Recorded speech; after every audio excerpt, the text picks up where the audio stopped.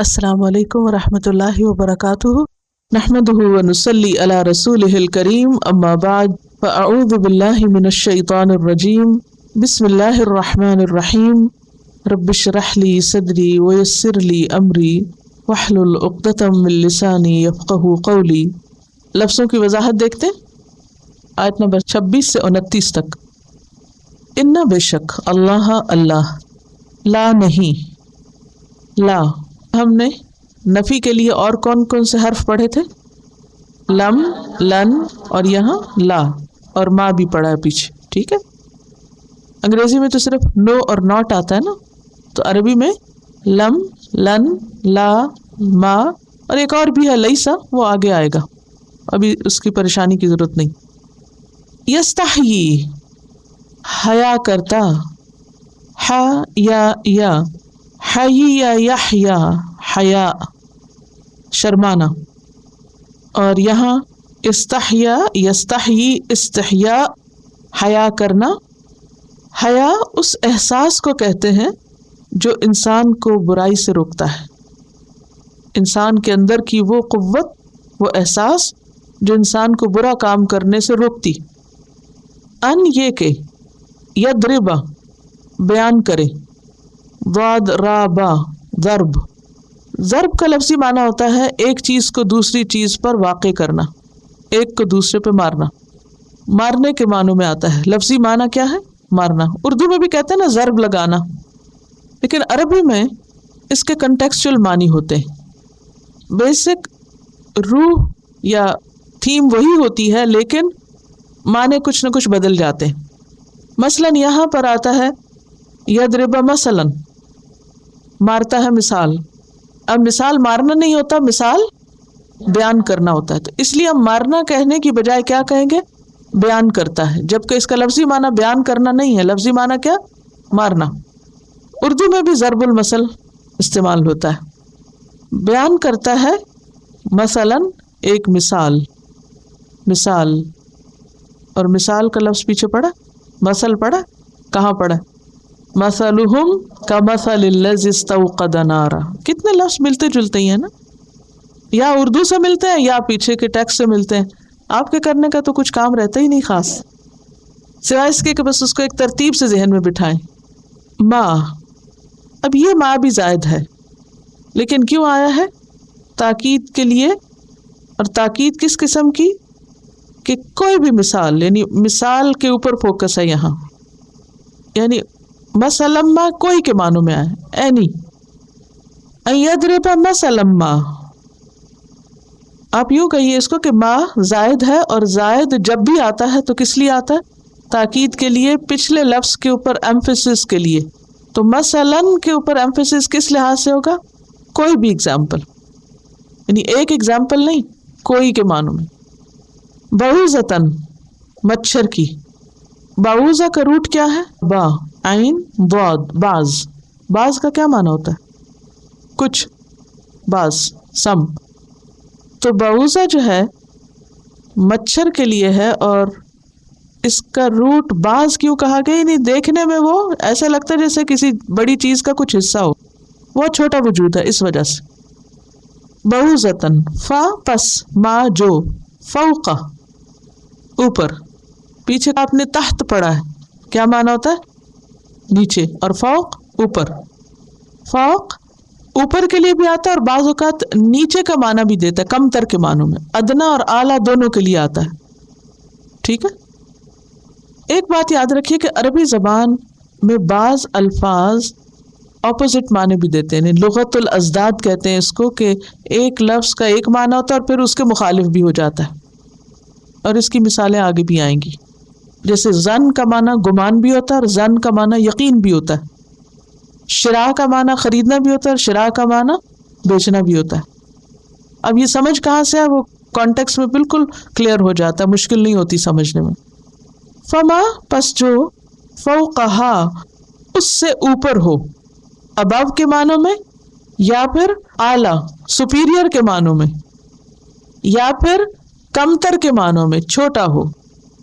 और फौक का लफ्ज़ उर्दू में इस्तेमाल होता है, कैसे? मा फौकुल फितरत, फ़ौक़ियत भी हम कहते हैं, فوقیت کا کیا معنی ہوتا ہے؟ اہمیت. فوقیت یعنی اس کو سپیریورٹی. فا پس اما لیکن الذین وہ لوگ آمنو جو ایمان لائے. اب یہ سب گزر چکے ہیں پیچھے. فا پس یعلمون کیا ہے روٹ؟ عین لام میم علم رکھتے ہیں جانتے ہیں. انہو بے شک وہ کیا چیز مثال یہ مثال الحق حق ہے سچ ہے. حق پروفڈ بات کو کہتے ہیں وہ بات جو تجربے کے بعد سچ ثابت ہوئی ہو بالکل سچ ہے. من سے ربہم ان کے رب کی طرف سے. من بھی پڑھ چکے ہیں آپ رب بھی ہم بھی.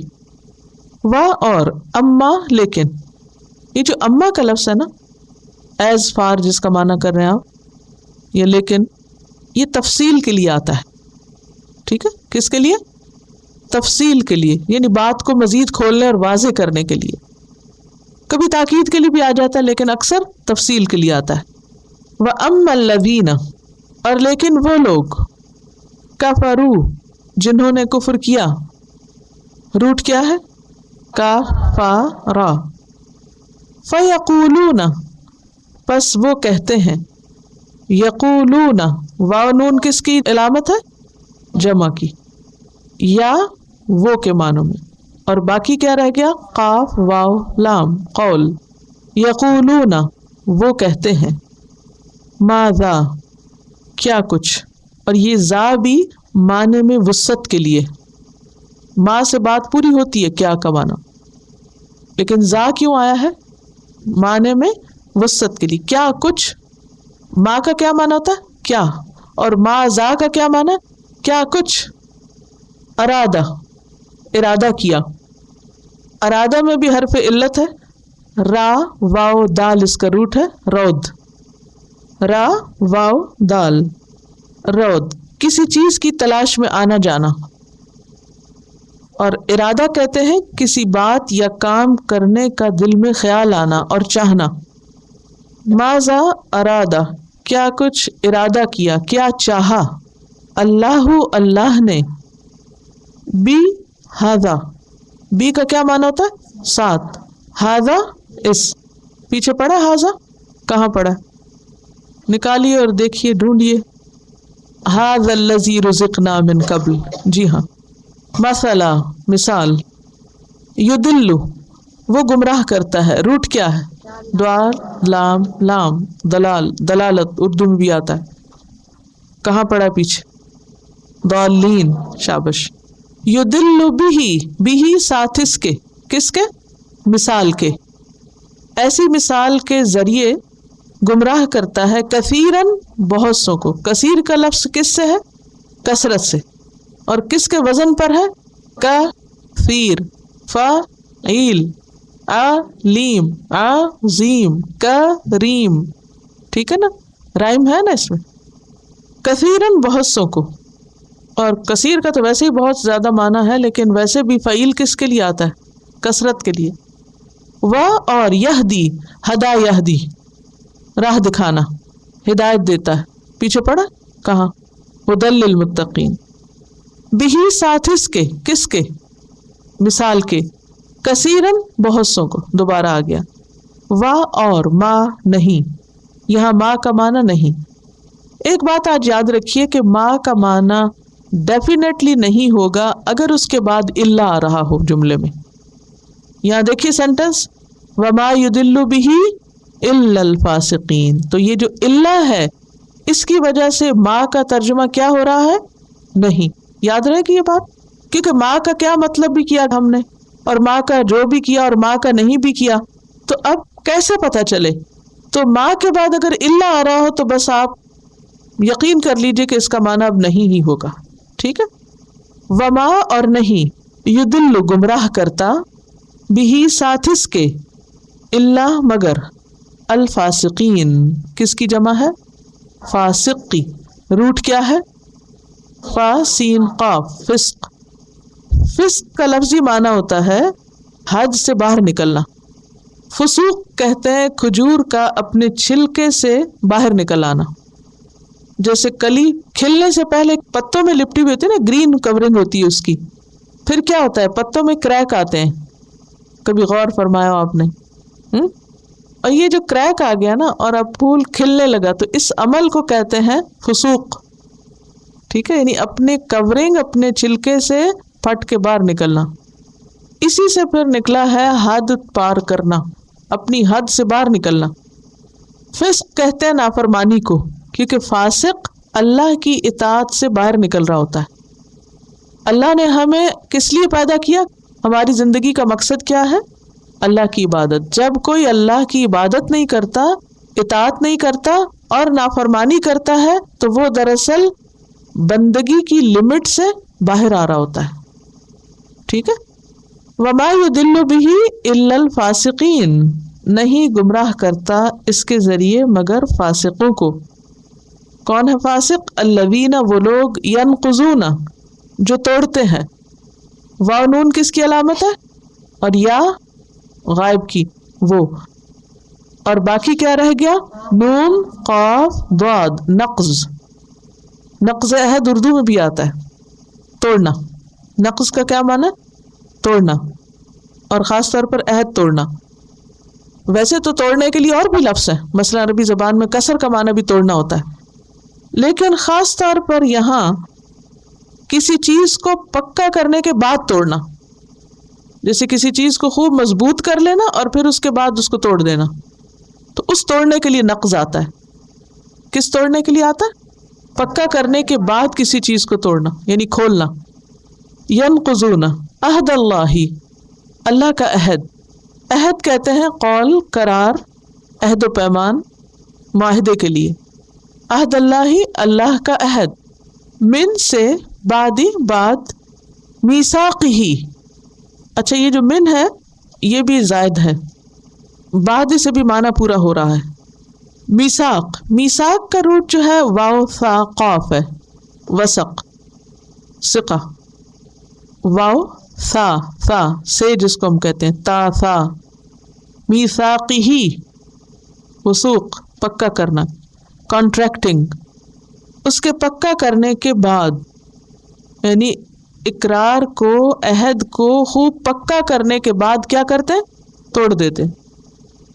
اور یقطعون، کاٹ دیتے ہیں. یقطعون میں بھی آپ دیکھیے واو نون کس کے لیے؟ جمع کے لیے. اور روٹ کیا بنتا ہے؟ قاف طا عین، قطع. اردو میں استعمال ہوتا ہے قطع کرنا، منقطع کرنا، قطع کرنا، قطع تعلقی، یہ وہی قطع ہے. قطعہ بھی کہتے ہیں. قطعہ کس کو کہتے ہیں؟ پیس کو، ٹکڑے کو، کاٹی ہوئی چیز، الگ کی ہوئی، کاٹتے ہیں. ما، جو، امرا، حکم دیا. اردو میں امر کا لفظ استعمال ہوتا ہے. اللہ، اللہ نے، بھی، ساتھ اس کے. کس کے؟ میثاق کے یا عہد کے. یہ امر کی طرف اشارہ ہے، یعنی جس چیز کا اللہ نے حکم دیا، ان یہ کہ یوصل، جوڑا جائے. یوصل، واو صاد لام، اس کا روٹ ہے وصل. وصل کا معنی ہوتا ہے جوڑنا، ملانا. پیچھے پڑا وصل کہیں نہیں آیا. کس میں پڑھا تھا؟ الذی اسم موصول میں نے بتایا تھا اور اس میں وصل بتایا تھا. میں یہی سوچ رہی تھی کہیں نہ کہیں وصل کی بات ہوئی ہے. وصل کا معنی ہوتا ہے جوڑنا. اردو میں استعمال کرتے ہیں یہ چیز مجھے موصول ہو گئی. کیا مطلب؟ مل گئی، یعنی مجھ سے آ کے جڑ گئی، لگ گئی. ایو صلاح کے جوڑا جائے. وا، اور یفسدون، وہ فساد کرتے ہیں. فا سین دال، فساد، بگاڑ. دو طرح کا ہوتا ہے، حصی اور معنوی. یہ بورڈ پہ میں لکھتی ہوں، یہ ٹرمز میں اکثر یوز کروں گی، پھر آپ کو ان کا معنی آنا چاہیے. فساد کہتے ہیں کرپشن کو. کرپشن دو طرح کی ہوتی ہے، ایک ہوتی ہے ذہنی اور ایک ہوتی ہے جسمانی. حصی از جسمانی اور معنوی از ذہنی، جسے ہم کہتے ہیں ذہنی بگاڑ. ذہنی بگاڑ کیا ہوتا ہے؟ کسی کا دماغ خراب ہو جانا. ہم کہتے ہیں اس کا دماغ خراب ہے، بولتے ہیں کبھی فلاں کا تو دماغ خراب ہو گیا، یعنی اس کے دماغ میں خلل ہے، یعنی اس کی سوچ بگڑ گئی ہے، سوچ ہی فساد کا شکار ہوگی. اور بعض اوقات آپ کہتے ہیں کہ دہی خراب ہو گیا، تو وہ کیا ہے؟ فساد حسی. حسی مطلب یہ کہ سامنے نظر آ رہا ہے کھانا یا کوئی چیز خراب ہوگی، بگڑ گئی، اب وہ استعمال نہیں کی جا سکتی. ٹھیک. وَيُفْسِدُونَ فِي الْأَرْضِ، اور وہ فساد کرتے ہیں فی الارض، زمین میں.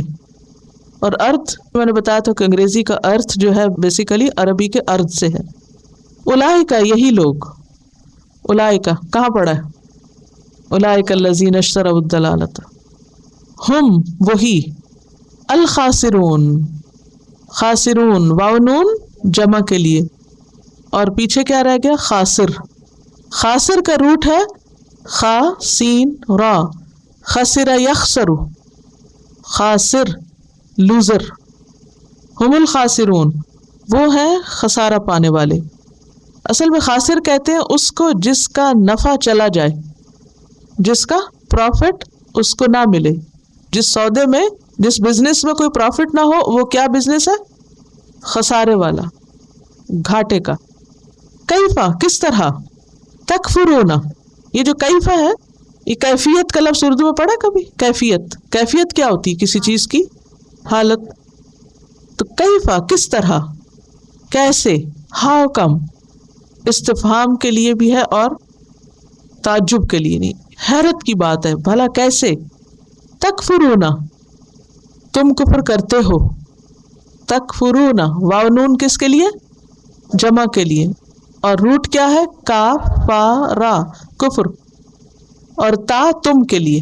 کل بھی ہم نے پڑھا تھا نا، تا تم کے لیے آتا ہے، جیسے انعم تا، انعام کیا تو نے. تکفرون، تم کفر کرتے ہو، باللہ ساتھ اللہ کے، اللہ کا. وا اور کن تم، تھے تم. کن تم کا روٹ کیا ہے؟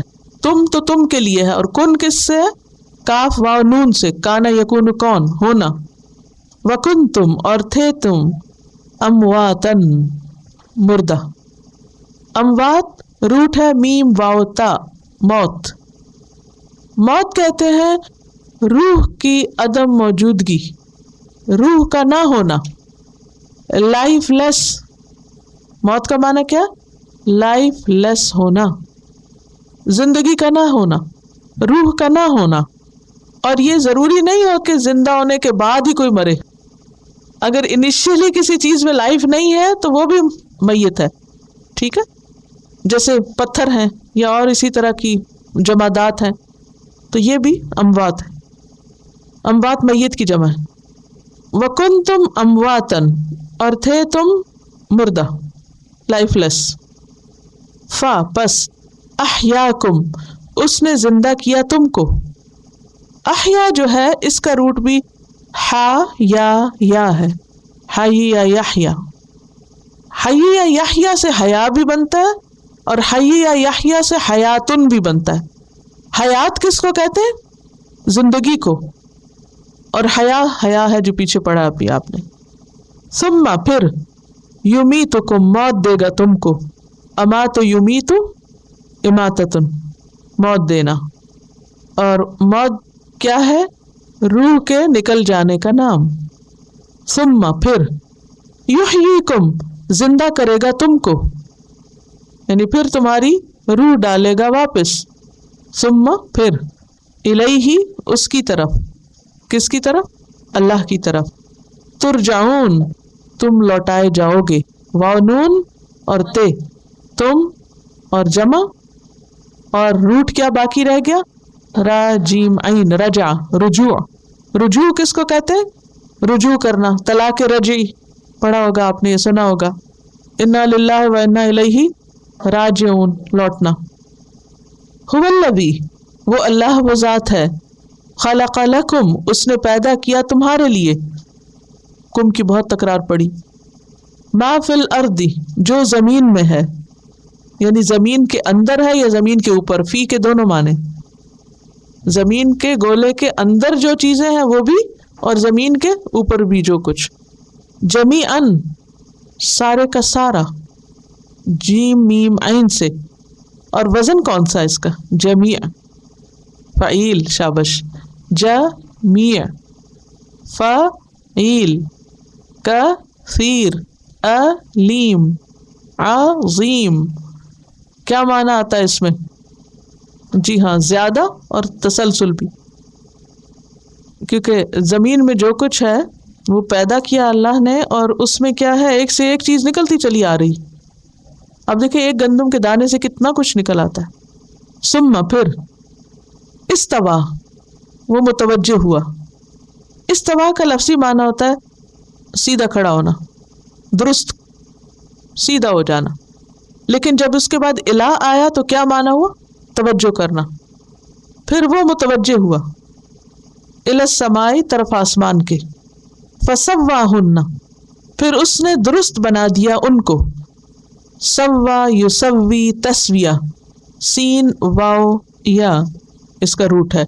اس سے پہلے اس سے ملتا جلتا ایک لفظ ہم پڑھ چکے ہیں، سواؤن. اس میں بھی روٹ میں نے آپ کو سین واو یا بتایا تھا. کیا معنی ہوتا ہے سوا کا؟ برابر، ہموار، لیول کر دینا، درست کر دینا، کسی چیز کو پورا بنانا، ٹھیک کرنا، نوک پلک سنوارنا، یعنی فائنل ٹچ دینا. سبع سات، سماوات آسمان، سما کی جمع ہے سماوات. وا اور ہوا وہ کون؟ اللہ. بکل ساتھ ہر، شیئن چیز. کل کا لفظ استعمال ہوتا ہے، کل کا مطلب ہوتا ہے کہیے. لیکن میں آپ سے یہ پوچھ رہی ہوں کہ ہم جو مرنے کے بعد کل کرتے ہیں وہ کیا سوچ کے کرتے ہیں؟ کیونکہ کل کا لفظی معنی ہوتا ہے فرمائیے، کہیے. اصل میں بہت ساری ہمارے کلچر میں چیزیں ایسی ہیں کہ جو بس کہے سنے پہ بیسڈ ہیں. دیر از نو دلیل فار دیٹ، کوئی اس کی حقیقت نہیں. لیکن پھر بھی لوگ ان پہ اتنے جمے ہوئے کہ اگر کوئی اس کی مخالفت کرے تو اس کے مخالف ہو جاتے ہیں. کل شیئن، شیء کا لفظ پیچھے پڑا، کہاں پڑا؟ ان اللہ علی کل شیئن. جی ہاں، شیئن کا لفظ ہے نا شاء، جو ہم کہتے ہیں نا انشاء اللہ. شاء کا مطلب ہوتا ہے چاہنا. تو شیء چیز، چیز کیا ہے؟ جس کی خواہش ہوتی ہے. علیم جاننے والا، علم عالم علیم. کیا فرق ہے عالم اور علیم میں؟ علیم بہت زیادہ جاننے والا، کثرت کے لیے. کس وزن پر ہے؟ فعیل. اب ہم تفسیر دیکھتے ہیں. ان اللہ لا یستحیی ان یضرب مثلا ما بعوضۃ فما فوقها. بے شک اللہ نہیں شرماتا اس بات سے کہ وہ کوئی مثال بیان کرے جو مچھر کی ہو یا اس سے بڑھ کر. اللہ سبحانہ و تعالیٰ نے قرآن مجید میں لوگوں کو سمجھانے کے لیے طرح طرح کی مثالیں دی ہیں. ان مثالوں میں مکھی کا ذکر بھی آتا ہے اور مکڑی کا بھی آتا ہے. تو بعض لوگ جن کا مطلب یا مقصد یا غرض قرآن سے کوئی سبق حاصل کرنا نہ تھا، بلکہ وہ صرف یہ دیکھ رہے تھے کہ قرآن میں اور کیا آتا ہے، یا کون سی چیزیں ایسی ہیں کہ جس میں ہم کوئی شوشہ اٹھا سکتے ہیں، یا یہ کہ ان میں کوئی کمی یا خامی ڈھونڈ سکتے ہیں کہ جس کی بنا پر ہم یہ کہہ سکیں کہ اس میں تو کوئی خاص ایسی چیز ہے نہیں، اور یہ ایسا اللہ کا کلام کیسے ہو سکتا ہے جس میں مکھی اور مکڑی اور ان چیزوں کا ذکر ہے. تو ان آیات کے شان نزول کے بارے میں یہ آتا ہے کہ ایک موقع پر کچھ لوگوں نے یہ اعتراض کیا کہ قرآن مجید میں مکھی کا ذکر کیوں ہے؟ اگر یہ اللہ کا کلام ہے تو اتنی چھوٹی باتیں کیوں کی اللہ نے؟ اللہ سبحانہ وتعالیٰ فرماتے ہیں کہ اللہ اس بات سے نہیں شرماتا کہ وہ کوئی بھی مثال بیان کرے، خواہ وہ مچھر کی ہو یا اس سے مزید کسی اور چھوٹی چیز کی ہو. کیونکہ مثال بیان کرنے کا اصل مقصد بات سمجھانا ہے، وہ چیز مقصود نہیں ہے. اگر مکھی کی مثال بیان کی گئی ہے یا مکڑی کی مثال بیان کی گئی ہے تو بات مکھی یا مکڑی کی نہیں ہو رہی، بات کسی اور چیز کی ہو رہی ہے. اس مثال سے کچھ اور سمجھایا جا رہا ہے. تو تم توجہ رکھو اصل مقصد پر، نہ کہ چیزوں پر. سورۃ الروم آیت 58 میں اللہ تعالیٰ فرماتے ہیں وَلَقَدْ ضَرَبْنَا لِلنَّاسِ فِي هَذَا الْقُرْآنِ مِنْ كُلِّ مَثَلٍ. ہم نے قرآن میں لوگوں کے لیے ہر طرح کی مثالیں بیان کی ہیں. قرآن مجید میں ہر طرح کی مثال بیان کی گئی ہے. کس کے لیے؟ لوگوں کے لیے. لیکن ان سے فائدہ کون اٹھاتا ہے؟ وہی جو حق کا طالب ہو، وہی جو ہدایت چاہتا ہو. اب یہ مکھی کی مثال کہاں بیان کی گئی؟ سورۃ الحج آیت 73 میں اللہ تعالیٰ نے فرمایا یا ایھا الناس ضرب مثل، اے لوگوں ایک مثال بیان کی جاتی ہے، فاستمعوا لہ، اسے غور سے سنو، ان الذین، یقیناً وہ ہستیاں، تدعون من دون اللہ، جن کو تم اللہ کو چھوڑ کے پکار رہے ہو، لن یخلقوا ذبابا، انہوں نے ایک مکھی بھی پیدا نہیں کی، وہ ایک مکھی بھی پیدا نہیں کر سکتے، وَلَوْ اجْتَمَعُوا لَهُ، خواہ وہ سب اس کے لیے اکٹھے کیوں نہ ہو جائے، سارے لوگ جمع ہو کر ایک مکھی بھی نہیں بنا سکتے۔ جب یہ بات بیان کی گئی تو ہونا تو یہ چاہیے تھا کہ لوگ غور و فکر کرتے کہ اچھا اللہ سبحانہ وتعالیٰ کی طاقت اتنی بڑی ہے کہ اس نے زمین و آسمان کی ہر چیز بنائی، اور دیگر معبودوں کا حال یہ ہے کہ وہ ایک مکھی بھی نہیں مل کے سارے بنا سکتے۔ تو یہاں انہیں سمجھنے کی ضرورت تھی کیا چیز؟ اللہ کی عظمت۔ لیکن انہوں نے اصل سبق حاصل کرنے کی بجائے کس بات پر اعتراض کر دیا کہ اوہو یہ مکھی کا لفظ کیوں آ گیا یہاں؟ تو اللہ تعالیٰ نے مکھی کو چھوڑ کے اس سے بھی چھوٹی چیز کی مثال دے کے فرمایا کہ ان اللہ لا یستحیی ان یضرب مثلا ما بعوضۃ فما فوقها، اللہ کو اس بات سے کوئی چیز نہیں روکتی، اللہ اس بات سے نہیں شرماتا کہ وہ کسی مچھر کی بات کرے، فما فوقها، یا کوئی چیز اس سے بھی بڑھ کر ہو، یا اس سے بھی زیادہ حقیر ہو، اس سے بھی چھوٹی ہو۔ اور فوقہ کا ایک معنی کیا ہے؟ جو مچھر کے اوپر ہو۔ اور قرآن کی جو حکمتیں ہیں اور قرآن کے جو معجزات ہیں وہ دن بدن جتنا علم بڑھ رہا ہے اتنے ہی معجزات اس کے اور کھل کھل کے سامنے آ رہے ہیں۔ تو لیٹلی سائنٹسٹ نے یہ ڈسکور کیا کہ مچھر کے پر کے اوپر ایک اور چھوٹا سا کیڑا ہوتا ہے جس کا پورا ریسپریٹری سسٹم ہوتا ہے، اور لائف کے جتنے بھی سسٹم کام کرتے ہیں وہ سارے اس کے اندر ہوتے ہیں، لیکن نیکڈ آئی سے نظر بھی نہیں آتا۔ یعنی آپ یوں کہیں جیسے مچھر کی جوں ہوتی، مچھر کا پر نہیں ہم کو نظر آتا صحیح، تو اس کے اوپر جو چھوٹا سا حقیر سا کیڑا ہے وہ کس کو دکھے گا؟ تو اللہ تعالیٰ فرماتے ہیں کہ اللہ کو اس سے کوئی شرم نہیں آتی کہ وہ مچھر کا ذکر کرے یا پھر اس کے اوپر جو چیز چمٹی بیٹھی ہے اس کا ذکر کرے، اس سے بھی چھوٹی چیز کا ذکر کرے، کیونکہ اصل مقصود تو بات سمجھانا ہے۔ اگر کوئی بات مچھر کے ذکر سے سمجھ آئے تو مچھر بھی کوئی معمولی چیز نہیں، اور اگر دیکھا جائے تو مچھر کہاں کوئی چھوٹی چیز ہے۔ مچھر کے جو کام ہے اور مچھر کی جو ساخت ہے اس پر آپ جتنا بھی غور کریں کم ہے۔ آپ کو معلوم ہے کہ نمرود جیسے بادشاہ کی وفات کیسے ہوئی تھی، جو اپنے آپ کو خدا سمجھتا تھا اور کہتا تھا کہ میں زندگی دیتا ہوں اور میں موت دیتا ہوں، اس کی اپنی موت مچھر کے ناک میں چلے جانے سے واقع ہوئی۔ تو مچھر جو بظاہر چھوٹی سی چیز نظر آتی ہے انسان کو بسا اوقات کتنا زج کر دیتا ہے۔ یہاں تو آپ کو تجربہ کم ہوتا ہے، لیکن اگر کبھی کسی جگہ پر آپ پارک وغیرہ میں ہو تو بعض اوقات ایک چھوٹا سا مچھر ایسے پاؤں کو کاٹتا ہے، اور جب آپ اس کو اڑاتے ہیں تو پتہ نہیں چلتا کہاں گیا، اور تھوڑی دیر میں پھر دوبارہ آ جاتا ہے، اور پھر آپ اپنے آپ کو مار دیتے ہیں اس کو کچھ کرنے کی وجہ۔ تو مچھر دیکھنے میں سائز میں چھوٹا ہے، لیکن اس کے جو کام ہے اور اس کی جو پھرتی ہے اور اس کی جو ساخت ہے وہ معمولی نہیں ہے۔ اور بہرحال اللہ سبحانہ وتعالیٰ کو اپنی بات کے بیان کرنے میں، حق کو واضح کرنے میں کوئی شرم محسوس نہیں ہوتی۔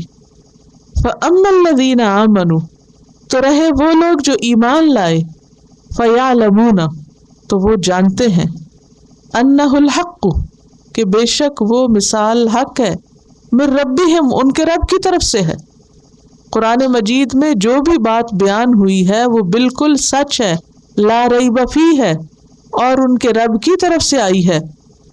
یعنی ایمان والے مثال کو سمجھ جاتے ہیں، مقصد سمجھ جاتے ہیں۔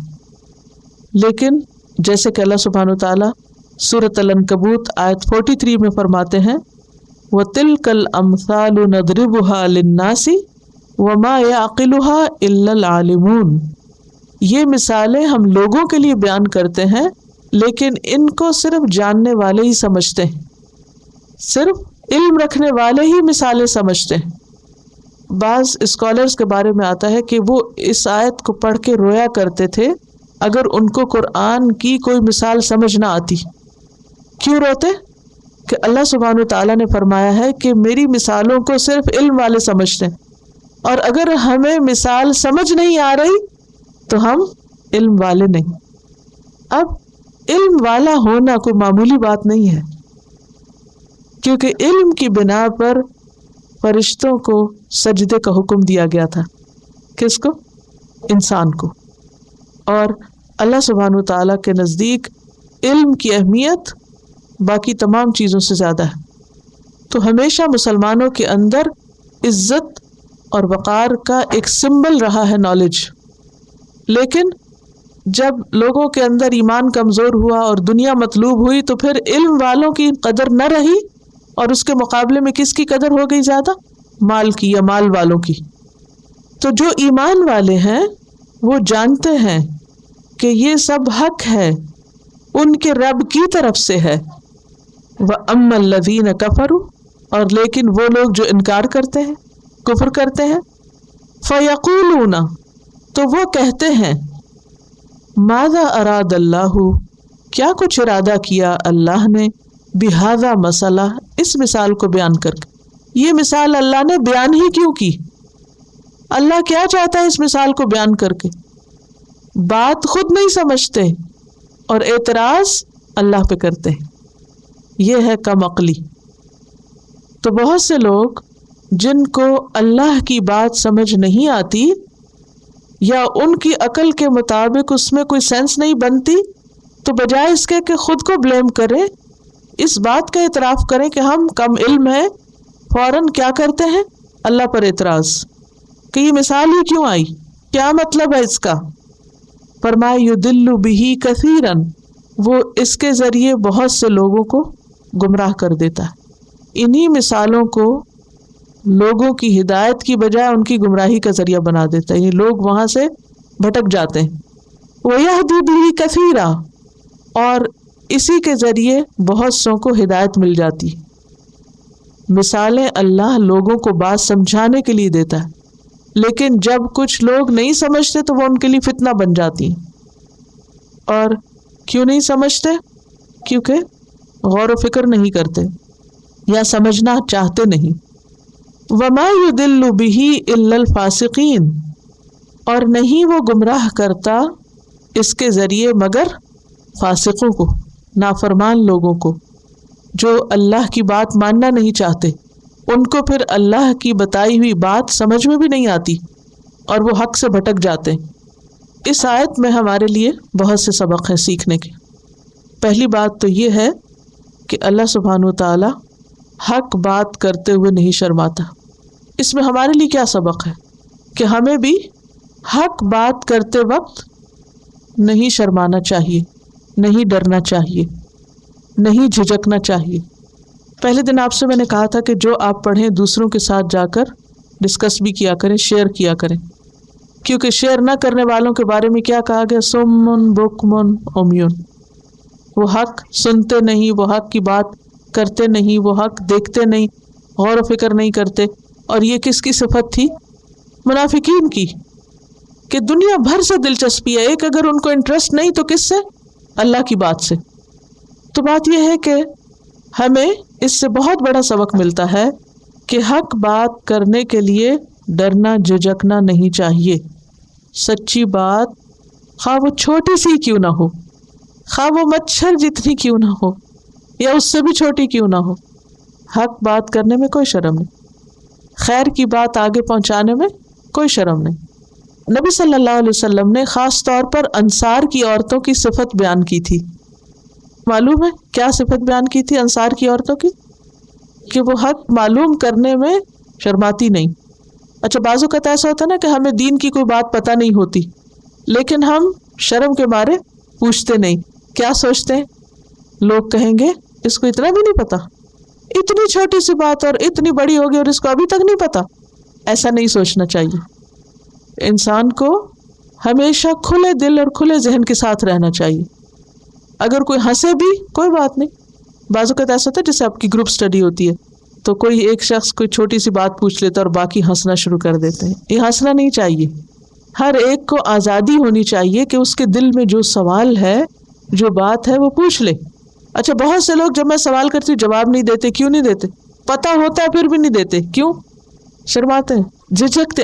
اچھا جھجکتے کیوں ہے کہ ہائے اور کیا کہیں گے کوئی. لیکن اگر بات درست ہو تو کبھی نہ جھجکا کریں, اپنے اندر کریج پیدا کریں. ٹھیک ہے, کیونکہ سچ کا بہت وزن ہے, خواہ وہ رائی کے دانے برابر ہی کیوں نہ ہو.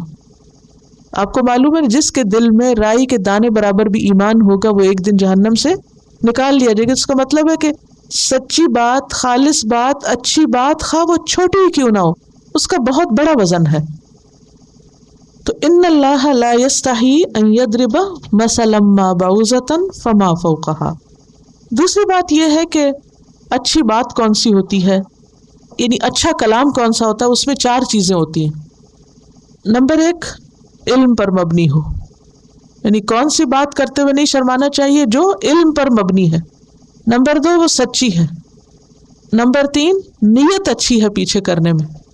بعض اوقات آپ کسی کو کوئی اچھی بات بتاتے ہیں تو وہ کیا کرتے ہیں, ناراض ہو جاتے ہیں. تو آپ کو نہیں ڈرنا چاہیے. کیوں؟ اس لیے کہ آپ کی نیت بہت اچھی تھی اور علم کی بات ہے اور سچی بات ہے. اور ایک اور چیز یہ کہ الفاظ اچھے ہونے چاہیے. بعض اوقات ہم ایک بہت اچھی بات کر رہے ہوتے ہیں مگر جو الفاظ کا چناؤ ہے وہ کیسا ہوتا ہے, انتہائی بھونڈا. اس کے نتیجے میں کہتے ہیں دوسرے شخص کے کانوں پہ وہ الفاظ ہتھوڑے کی طرح پڑتے ہیں اور وہ حق نہیں سننا چاہتا. ٹھیک ہے, تو ایک اچھی بات کی کیا خوبی ہے؟ نمبر 1, علم کے ساتھ ہو. نمبر 2, سچائی پر مبنی ہو. نمبر 3, نیت اچھی. اور نمبر 4, الفاظ اچھے ہوں. پھر اس کے بعد آپ دیکھیے کہ فَأَمَّا الَّذِينَ آمَنُوا فَيَعْلَمُونَ أَنَّهُ الْحَقُّ مِن رَّبِّهِمْ. ایمان والوں کی خوبی یہاں بیان کی گئی ہے کہ وہ اللہ پر اعتماد کرتے ہیں, وہ اللہ کی باتوں کو سچا سمجھتے ہیں, وہ اللہ کی بات میں شک نہیں کرتے. یعنی مومن اللہ کی باتوں پر اعتراض نہیں کرتا. تیسری بات, وَأَمَّا الَّذِينَ كَفَرُوا فَيَقُولُونَ مَاذَا أَرَادَ اللَّهُ بِهَذَا مَثَلًا. انکار کرنے والے کفار و منافقین اللہ کی بات پر اعتراض کرتے ہیں, اس کا مذاق اڑاتے ہیں, اس کو حقیر سمجھتے ہیں. کیونکہ سٹائل آپ دیکھیں نا, ماذا اراد اللہ بہذا مثلا, کیا مطلب ہے, what does it mean, یہ کیا ہے, it doesn't make any sense, یہ کیوں کہا, وہ کیوں کہا. انہیں اللہ کی باتوں پر اعتراض ہوتا ہے. یہ کوئی جرت نہیں, یہ کوئی بریوری نہیں, یہ کوئی انٹیلیجنس نہیں کہ انسان اللہ کی بات پر اعتراض شروع کر دے اور کہے کہ میں تو بہت انٹلیکچوئل ہوں, میں تو ہر ایک کو چیلنج کر سکتا ہوں, اور نعوذ باللہ میں تو اللہ کی بات کو بھی چیلنج کر سکتا ہوں. یہ کوئی عقل مندی نہیں.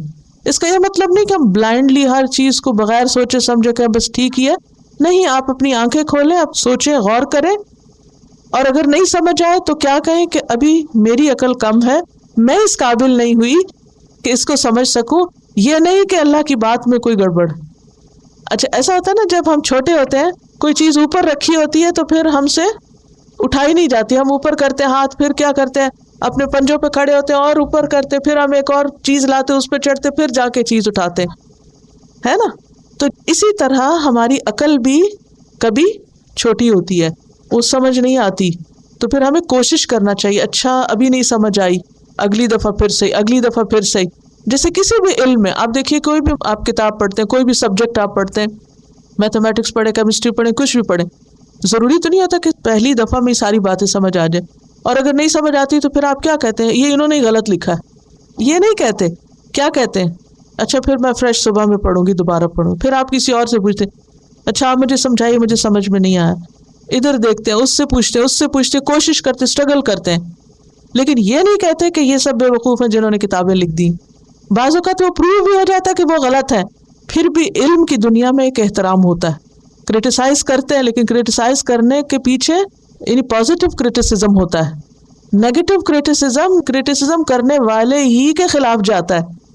تو اسی طرح دین کی کوئی بات سمجھنے کے لیے سوال کرنا برا نہیں. اور انشاءاللہ آپ دیکھیں گے کہ فرشتوں نے بھی اللہ سبحانہ وتعالیٰ سے سوال کیا تھا اور اپنی رائے کا اظہار کیا تھا. آپ اپنے اوپینین کا اظہار کر سکتے ہیں, آپ اپنی دل کی بات کر سکتے ہیں, لیکن یہ نہیں کہہ سکتے کہ نعوذ باللہ یہ بات غلط ہے اور یہ ایسا ہونا نہیں چاہیے اور ایسا ہو نہیں سکتا اور it doesn't make any sense. یہ مومن کا طریقہ نہیں ہوتا. تو مومن کون ہے؟ جو اللہ کی بات کا احترام کرتا ہے. اس کے برعکس منافقت کیا ہے؟ اللہ کی بات پر اعتراض، اس کا مذاق، اس کو حقیر سمجھنا. یضل بہ کثیرا ویہدی بہ کثیرا. یہاں آ کے فرق ہو جاتا ہے. اللہ بہت سے لوگوں کو اسی کے ذریعے ہدایت دے دیتا ہے اور بہت سو کو گمراہ کر دیتا ہے.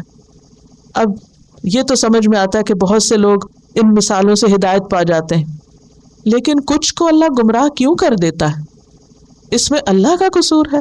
نہیں، اللہ تعالیٰ نے خود وضاحت کر دی، وَمَا يُضِلُّ بِهِ إِلَّا الْفَاسِقِينَ. وہ صرف فاسقوں کو گمراہ کرتا ہے. فاسق کون ہے؟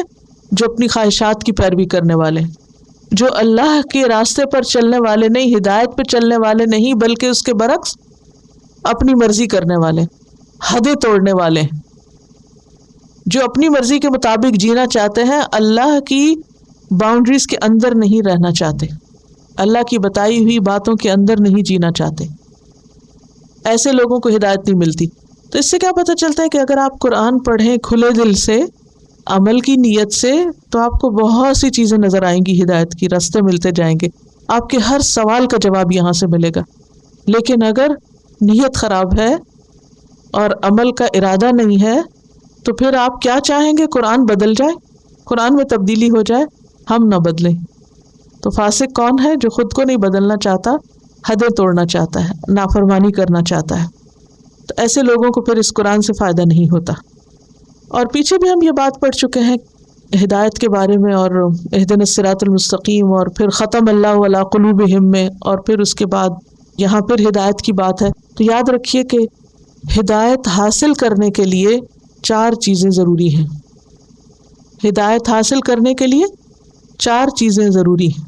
نمبر 1، قرآن و سنت کا مطالعہ، قرآن و سنت کا علم حاصل کرنا، کیونکہ قرآن ہدایت کا ذریعہ ہے. ذالک الکتاب لا ریب فیہ ھدی للمتقین.